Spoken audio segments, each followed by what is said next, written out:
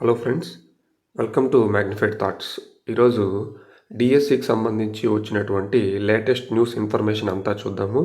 అదేవిధంగా రిజల్ట్స్కి సంబంధించి ఏంటి అప్డేట్ అనే విషయాన్ని తెలుసుకుందాం. ఓకేనా? ఫస్ట్ ఈనాడు పేపర్లో వచ్చినటువంటి ఈ ఆర్టికల్ని ఒకసారి గమనించండి. తప్పుల తడకగా డిఎస్సి బయాలజీ షిఫ్ట్ టు ప్రాథమిక కీ అని ఇచ్చాడు. కాకినాడ నగరం న్యూస్ టుడే. మెగా డిఎస్సి 2025లో భాగంగా జూన్ 10న నిర్వహించిన స్కూల్ అసిస్టెంట్ బయాలజీ షిఫ్ట్ 2 పరీక్షకు సంబంధించి ప్రాథమిక కీలో తప్పులు ఉన్నాయని అభ్యర్థులు వాపోతున్నారు. దీనిపై ఫిర్యాదు చేసినప్పటికీ తుది కీలోనూ ఎటువంటి మార్పులు చేయలేదని ఆవేదన వ్యక్తం చేస్తున్నారు. ఈ పరీక్షకు సంబంధించి 14 నుంచి 16 ప్రశ్నల వరకు తప్పులు దొరికినట్టు వారు చెబుతున్నారు. షిఫ్ట్ 2లో రాష్ట్ర వ్యాప్తంగా 9,000 మంది పరీక్ష రాశారని, తుదికీలో అభ్యంతరాలను సరిగా పరిశీలించనందున తామంతా నష్టపోతున్నామని వారు వాపోతున్నారు. దీనిపై మంగళగిరిలోని విద్యాభవన్కు మంగళవారం పలువురు అభ్యర్థులు వెళ్లి డిఎస్సి కన్వీనర్ కృష్ణారెడ్డిని కలిసి ఆధారాలతో వివరించినట్టు తెలిపారు. తమకు న్యాయం చేయాలని వారు డిమాండ్ చేశారు. ఫ్రెండ్స్, ఈ ఫైనల్ కీలో ఉన్నటువంటి మిస్టేక్స్ ఒక్క పేపర్లో కాదు, మనకు చాలా పేపర్లో ఉన్నాయి. ఎస్జిటికి సంబంధించి కొన్ని సెషన్స్లో ఉన్నాయి. అవి నేను గత వీడియోలో చూపించాను. అదేవిధంగా పీజీటీ కానీ, ప్రిన్సిపాల్స్ కానీ, ఇలా వేరియస్ పేపర్స్లో ఫైనల్ కీ అనేది ఖచ్చితంగా తప్పులు ఉన్నాయి. వాటిని సరిచేయాల్సిన అవసరం ఉంది. అయోమయంలో అభ్యర్థులందరూ ఉన్నారు. అంటే ఈ ఫైనల్ కీని సరి చేస్తారా, చేయకుండానే అలాగే క్యాలిక్యులేట్ చేస్తారా, అలా చేస్తే మనకందరికీ నష్టం కదా అని చాలామంది డౌట్లో ఉన్నారు. దీని గురించి ఖచ్చితంగా వాళ్ళు ఆలోచించాల్సిన అవసరం ఉంది. మరొక ఆర్టికల్ చూడండి. వీళ్ళ బావి టీచర్లు అనేటువంటి ఒక పెద్ద హెడ్డింగ్ అయితే ఈరోజు ఇచ్చారు. ఇది ఆంధ్రజ్యోతిలో వచ్చింది ఫ్రెండ్స్. టెట్ లేకుండానే చాలామంది డిఎస్సి రాశారంట. చూడండి, ఇది ఎంత ఆలోచించాల్సిన విషయమో ఒకసారి గమనిద్దాం. టెట్ లేకుండానే డిఎస్సి రాశారు. 2,000 మందిని అనర్హులుగా గుర్తింపు. ఉపాధ్యాయ అర్హత పరీక్ష టెట్ ఉంటేనే డిఎస్సిలో టీచర్ ఉద్యోగాలు వస్తాయి. టెట్ లేకుండా డిఎస్సిలో టాపర్గా నిలిచినా ప్రయోజనం ఉండదు. కానీ ఏమనుకున్నారో ఏమో కానీ దాదాపు 2,000 మంది అభ్యర్థులు టెట్లో అర్హత లేకుండానే మెగా డిఎస్సి 2025 పరీక్షలు రాశారు. దరఖాస్తు సమయంలో టెట్ మార్కులు నమోదు చేయాలి. సర్టిఫికేట్ అప్లోడ్ చేయాల్సిన అవసరం లేదు. టెట్ రాసిన సంవత్సరం, హాల్ టికెట్ నెంబరు, మార్కుల వివరాలు ఇస్తే సరిపోతుంది. ఈ క్రమంలో టెట్ అర్హత సాధించని వారు కూడా అనేక మంది దరఖాస్తు చేసుకున్నారు. తీరా ఇప్పుడు వారు ఇచ్చిన హాల్ టికెట్ నెంబర్ల ఆధారంగా టెట్ డేటాబేస్తో సరిపోల్చి చూడగా వారి టెట్ అర్హత వివరాలు కనిపించట్లేదు. అలాగే మరో 35,000 మంది టెట్ మార్కులు తప్పుగా నమోదు చేశారు. వీరిలో 26,000 మంది వివరాలను డేటాబేస్ నుంచి తీసుకొని సరిదిద్దారు. అంటే ఎవరైతే ఈ ముఖ్యంగా నెట్ సెంటర్లు కానీ ఇలాంటి చోట అప్లై చేశారో వాళ్ళు ఫాస్ట్గా చేయడం వల్ల రాంగ్ డీటెయిల్స్ కొట్టేయడం ఇలాంటివి ఎంటర్ చేశారనమాట. వీళ్ళు ఏం చేశారంటే ఆ అధికారులు ఎవరైతే క్యాలిక్యులేషన్ చేస్తున్నారో వాళ్ళు డైరెక్ట్గా టెట్ డేటాబేస్ నుంచి ఆధార్ కార్డ్తో లింక్ అయి ఉంటాయి కదా, హైయెస్ట్ ఏదైతే వచ్చాయో ఆ మార్కులను యాడ్ చేసినట్టుగా మనకు ఇక్కడ చెప్తున్నారు. ఇంకా 9,000 మంది వివరాలు సరిపోలడం లేదు. టెట్ అర్హత లేకుండా డిఎస్సి రాయడం, టెట్లో మార్కులు ఎక్కువగా చూపించడం వంటి చర్యలు చూసి అధికారులు విస్మయం వ్యక్తం చేస్తున్నారు. అంటే క్వాలిఫై కాకపోయినా క్వాలిఫై అయినట్టుగా పెట్టేసి అప్లై చేసి ఎగ్జామ్ రాయేశారు. మరి కొంతమంది 70 మార్కులు వచ్చింటే 75, 80 అని పెట్టి అప్లై చేసేయడం.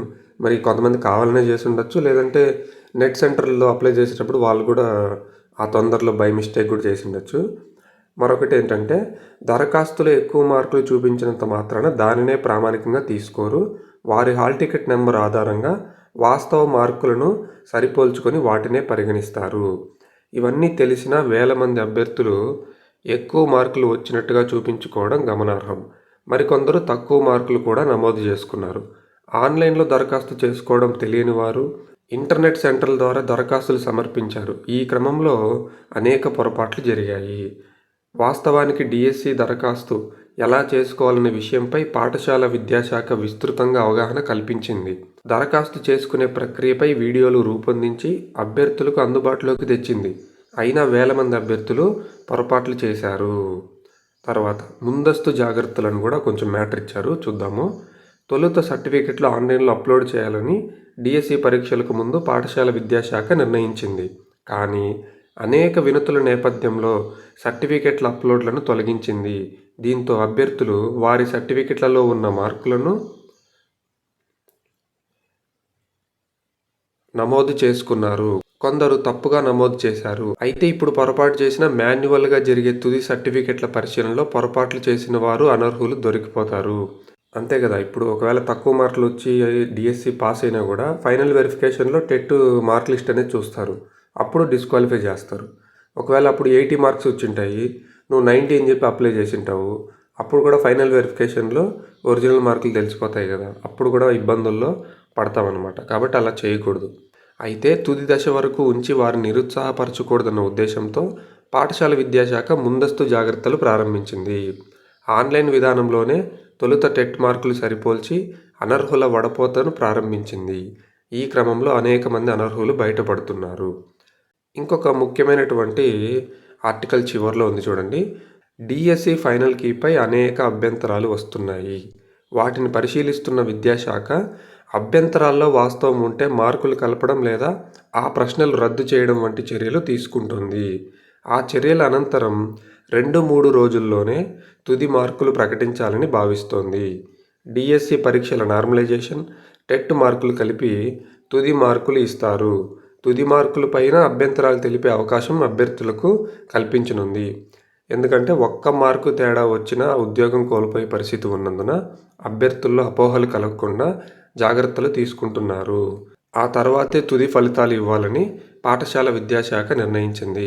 అనంతరం షాప్ జాబితా ఆధారంగా క్రీడా కోటా ఫలితాలు కూడా ఇవ్వనుంది. ఈ నెలాఖరు నాటికి లేదా సెప్టెంబర్ మొదటి వారంలో కొత్త టీచర్లకు పోస్టింగ్లు ఇవ్వనున్నారు. ఓకేనా ఫ్రెండ్స్? దీనిని బట్టి మనం ఏమర్థం చేసుకోవచ్చు అంటే ఫైనల్ కీలో చాలా తప్పులు ఉన్నాయి. అభ్యర్థుల నుంచి మనకు వెల్లువ అనేది వస్తుంది, ఎవరికి, అధికారులకు. ఇలా చాలా మిస్టేక్స్ ఉన్నాయి, వీటిని సరిచేయండి అని. ఇక్కడ వీళ్ళు ఏం చెప్తున్నారంటే ఫైనల్ కీలో వస్తున్నటువంటి అభ్యంతరాలను కూడా మేము పరిశీలిస్తాము, వాటిని రెక్టిఫై చేస్తాము.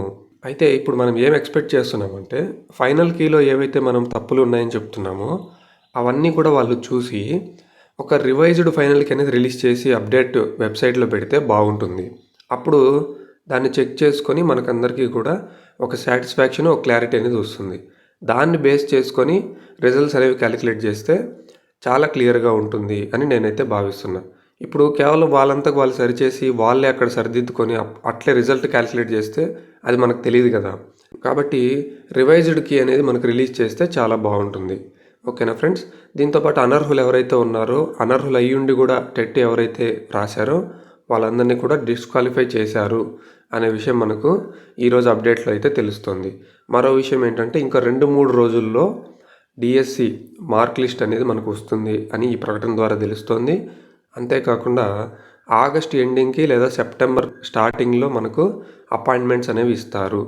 ఇది మనకు రోడ్ మ్యాప్ అనేది ఇలా ఉంది ఫ్రెండ్స్, డిఎస్సి ప్రాసెస్ సంబంధించి. ఇంకా ఏమైనా లేటెస్ట్ అప్డేట్స్ వస్తే నేను మీకు తెలియజేస్తాను. కొత్తగా మన ఛానల్కి ఎవరైనా వచ్చింటే తప్పకుండా సబ్స్క్రైబ్ చేసుకోండి. ఈ వీడియోని లైక్ చేయండి ఫ్రెండ్స్. ఓకేనా? మీ అభిప్రాయాలను కూడా కామెంట్ల రూపంలో నాకు తెలియజేయండి. నెక్స్ట్ అప్డేట్తో నేను మిమ్మల్ని అందరినీ కూడా కలుసుకుంటాను. Okay, bye.